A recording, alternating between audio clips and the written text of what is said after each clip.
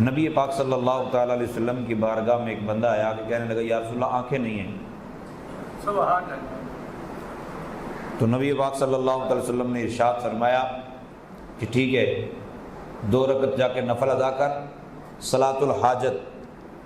یہ ابن ماجہ شریف کی روایت ہے اور حدیث صحیح ہے. تو آپ نے فرمایا کہ تم نے جا کے اللہ تعالیٰ کی بارگاہ میں دعا کرنی ہے. وہ دعا کیسے کرنی ہے کہ اللہم انی اسألک واتوجہ الیک بنبیک نبی رحمہ، یا الفاظ ہیں بمحمد نبی رحمہ. اب یہ دعا تو اللہ سے کرنی نا، اس کا ترجمہ دنیا جہان کی کسی مولوی سے کروا لیں اگر وہ عقل مند ہو تو. مطلب مولوی بھی ہو اور سر پھرا بھی ہو تو پھر نہیں، مطلب عقل مند پڑھا لکھا بندہ ہو تو اسے ترجمہ کروائیں. وہ اس کا ترجمہ یہی کرے گا کہ اے اللہ میں تیری بارگاہ میں سوالی ہوں اور تیری بارگاہ میں حاضری دیتا ہوں تیرے نبی رحمت کے وسیلے سے. سبحان اللہ. تو ظاہر ہے اس وقت وسیلے کا منکر تو کوئی بھی نہیں تھا، سارے ماننے والے تھے.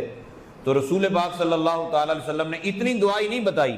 اب دیکھیں نا، بندہ سر جھکا کے اللہ تعالیٰ کی بارگاہ میں بیٹھا ہے، ہاتھ اٹھائے اللہ کی بارگاہ میں، کہتا ہے مولا کریم میں تیری بارگاہ میں حاضری دیتا ہوں تیرے نبی رحمت کے وسیلے سے.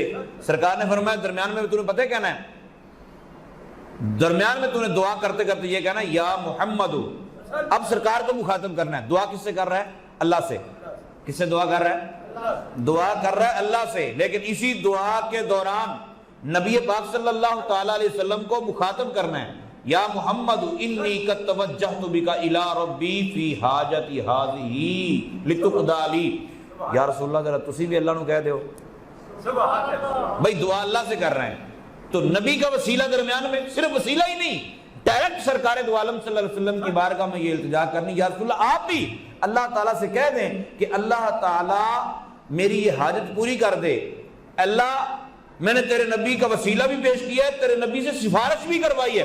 اللہم فشفعہ فیہ، مولا کریم اپنے نبی کی سفارش میرے حق میں قبول کر لیں. سبحان اللہ.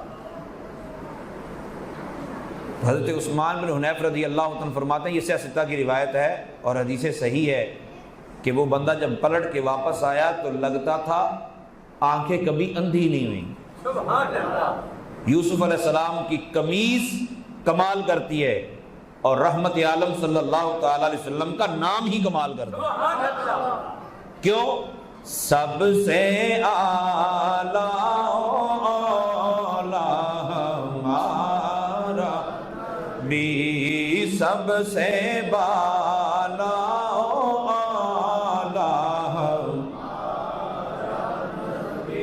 اور باقی نبیوں کے ذکر ہم سنتے ہیں اور ان کی امتوں کو مبارکباد بھی ہے، لیکن ہمیں تو زیادہ ہے نا. پھر ہم تو رحمت للعالمین صلی اللہ تعالی علیہ وسلم کے امتی ہیں.